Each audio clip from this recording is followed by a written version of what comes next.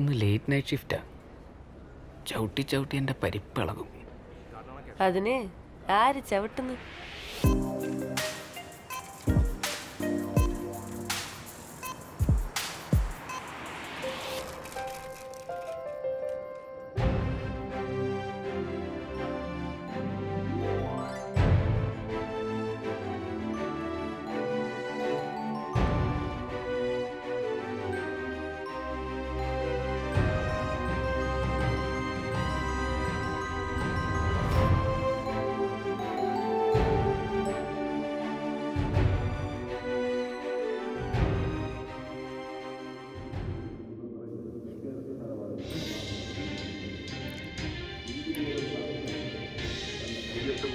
മറഞ്ഞിരിക്കുന്ന മഹാസംഘത്തെ മുറുകെ പിടിക്കാൻ നന്ദിരിക്കാതെ മറ്റാർക്കിനെ ഇതുപോലെ സഹായിക്കാൻ മുടങ്ങാതെ കാലം തിങ്കൾ മുതൽ വെള്ളികൾ നിങ്ങളുടെ സ്വന്തം ഏഷ്യാദശമി.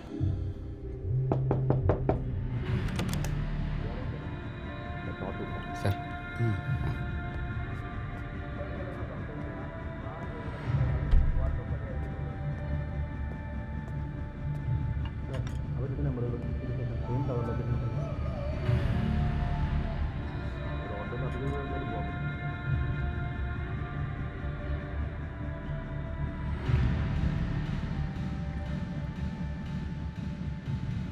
പണ്ടത്തെ പോലെ മൂന്നാലാളൊന്നും വേണ്ട ഈ പണിക്ക്. ആ ഒരാൾ തന്നെ ധാരാളമാണ്. അതെ അതെ അതെ. കാർബൺ കട്ട കത്തുന്നുണ്ടോ, ഫോക്കസ് പോയോ എന്നൊന്നും നോക്കണ്ട. ഇവറ്റകളൊക്കെ വളർന്ന് വലുതായി സ്വന്തം കാര്യം നോക്കാൻ പ്രാപ്തരായപ്പോൾ തന്തയും തള്ളയും പോലും വേണ്ട.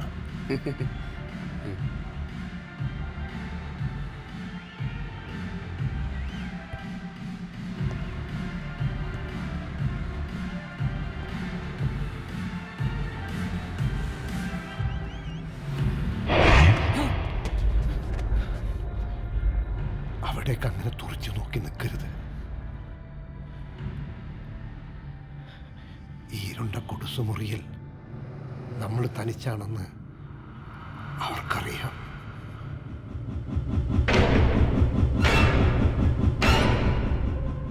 ആർക്ക്?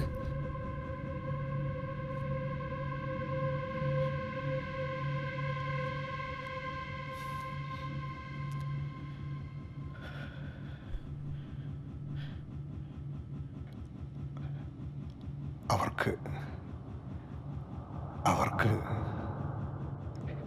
എത്രയോ കാലമായി ഈ ഇരുണ്ട വെളിച്ചത്തിൽ ഞാൻ ലോകം കാണുന്നു. എനിക്കറിയാം മനുഷ്യർ ആരാണെന്ന്, മനുഷ്യ ജീവിതം കഴിഞ്ഞ് അപ്പുറം പോയവർ ആരാണെന്ന്.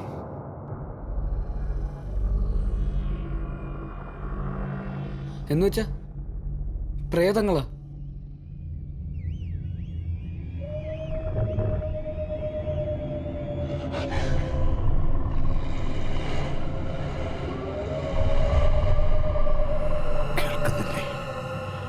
നായകളും കുറുനരികളും അലറുന്നതും മുരളുന്നതും.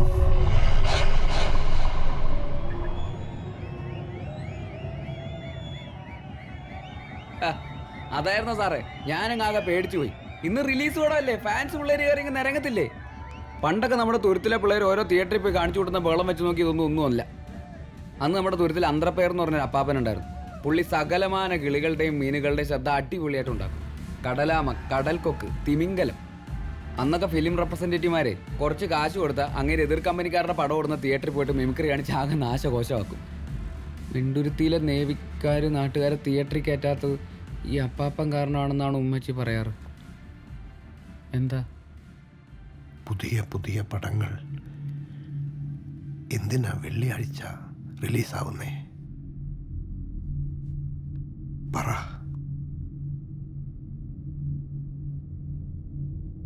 വെള്ളിയാഴ്ച രാത്രി മാത്രം പുറത്തിറങ്ങുന്ന ആ ജന്മങ്ങളില്ലേ, അവർക്ക് വന്ന് ചൂടോടെ കാണാനാ. മനുഷ്യനെ മരിക്കൂ. അവരുടെ ആഗ്രഹങ്ങളും തൃഷ്ണകളും അതെപ്പോഴും കൂടെ ഉണ്ടാവും. അപ്പുറത്തെ ലോകം, ഇപ്പുറത്തെ ലോകം എന്നൊന്നും ആഗ്രഹങ്ങൾക്കില്ല. സാർ, എന്നാൽ ഞാൻ പൊക്കോട്ടെ. ഒന്ന് മൂത്രം ഒഴിച്ചാൽ കൊള്ളാമെന്നുണ്ട്.